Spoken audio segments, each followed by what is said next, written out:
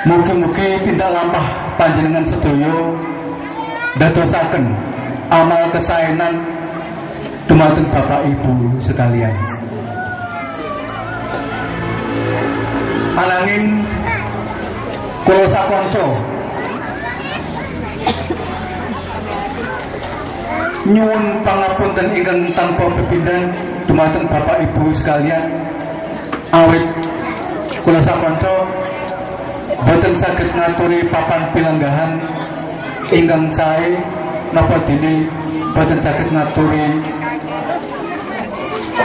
dedaharan ingkang edi lan peni sedaya menika namung napa wontenipun kanthi menika estu-estu nyuwun pangapunten.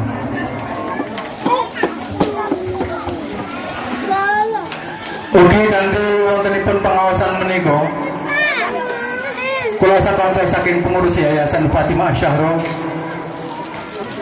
nyuwun doa restu dumateng Bapak Ibu sekalian, mugi-mugi Yayasan Fatimah Asyahra menika saged langkung sae, langkung majeng lan ugi langkung kerboko.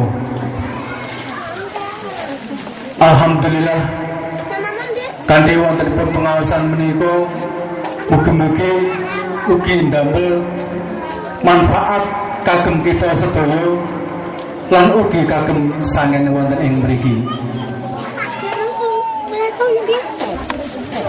Alhamdulillah Yayasan Fatimah Asyahra menika sampun dipun akui dening pemerintah kanthi sampun pikantuk izin resmi ingkang istilahipun izin operasionalipun sampun wonten dados menika sampun resmi sampun dipun akui dening pemerintah.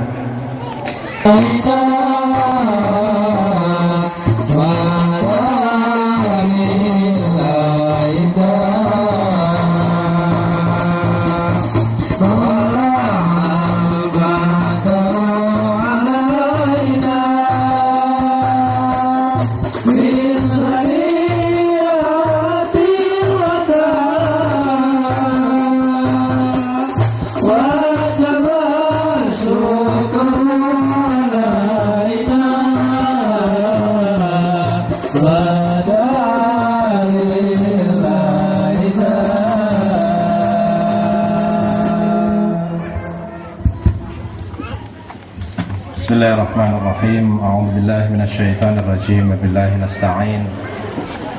Wassalatu wassalamu ala asyrafil anbiya'i wal mursalin Sayyidina wa habibina wa maulana Muhammadin wa ala alihi wa ashabihil mayamin al-muntajabin wa lanatullahi ala a'daihim wa zalimihim wa mubghidhihim min al-ana ila qiyami yaumiddin. Bismillahirrahmanirrahim. Rabbi shrah li sadri wa yassir li amri wahlul 'uqdatam min lisani yafqahu qawli. Allahumma antiqni bil huda wa alhimni taqwa. Amma ba'd. Beserta segenap keluarga dan sahabat-sahabat beliau,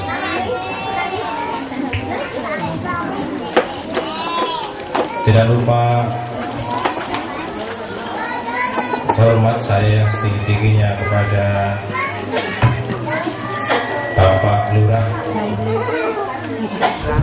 para pemuka masyarakat, alim ulama, dan segenap kaum muslimin dan muslimat yang dirahmati oleh Allah Subhanahu wa Ta'ala. Acara pada sore hari ini adalah Al-Halal Bil Halal yang dilaksanakan oleh Yayasan Fatimah Az-Zahra. Dulu saya agak bingung kenapa acara silaturahmi itu disebut acara halal bihalal. Kalau kita berbicara tentang halal bihalal, sering kita dengar di mana-mana menjelang atau setelah Idul Fitri biasanya diadakan al-halal bil halal. Kemudian ketika saya mulai belajar, ketika membaca beberapa buku tulisan para ulama, ketika kita mulai membaca hadis-hadis Rasulullah dan khalifah-khalifah, haram itu di dalam fikih ada dua macam. Al-haram bidah dan al-haram bighairi dzat. Haram bidah itu misalkan kalau rezeki kita haram, itu karena rezeki itu bentuknya atau makanan yang kita sebut rezeki. Makanan itu haram karena misalkan dia daging babi misalkan. Makanan haram karena dia itu darah misalkan. Itu namanya haram bidah. Tapi ada juga haram bukan bidah tapi bil ghairi dzat atau haram bil arad kalau dalam istilah filsafatnya namanya halal haram bil arad. Barangnya halal tapi kaifiyatul husul atau cara mendapatkannya itu haram. Kalau kita kaum muslimin, kalau haramnya atau makanan itu haram bidah, saya kira semua sudah tahu nggak bakal makan. Kalau daging babi misalkan kita nggak akan makan, darah misalkan kita nggak akan makan.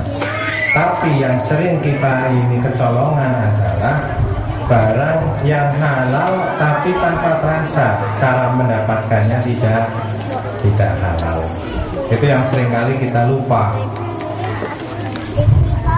Betul ya? Jadi kadang barangnya itu halal tapi cara mendapatkannya tidak halal, baik haram ataupun syubhat. Dari sini kemudian bagaimana cara menghalalkan sesuatu yang haram itu? Biasanya kalau kita mau menghindari yang haram bidzat, gampang, jangan makan. Tapi kalau yang haram bil arad, kadang itu sudah kadung kemakan, baru sadar kalau itu haram, bukan hak kita, hak orang lain dan lain sebagainya. Sama saja dengan dosa. Maka saya akan bertanya, jadi kalau tadi disampaikan oleh Pak Lurah bahwa pengajian kita itu sebenarnya sudah ada sebelum acara ini. Itu setiap pengajian saya selalu bertanya, dan saya sekarang mau bertanya juga. Boleh ya Pak ya? Saya mau bertanya, siapa yang bisa menyebutkan contoh dosa besar? Apa aja itu dosa yang besar itu? Zina, terus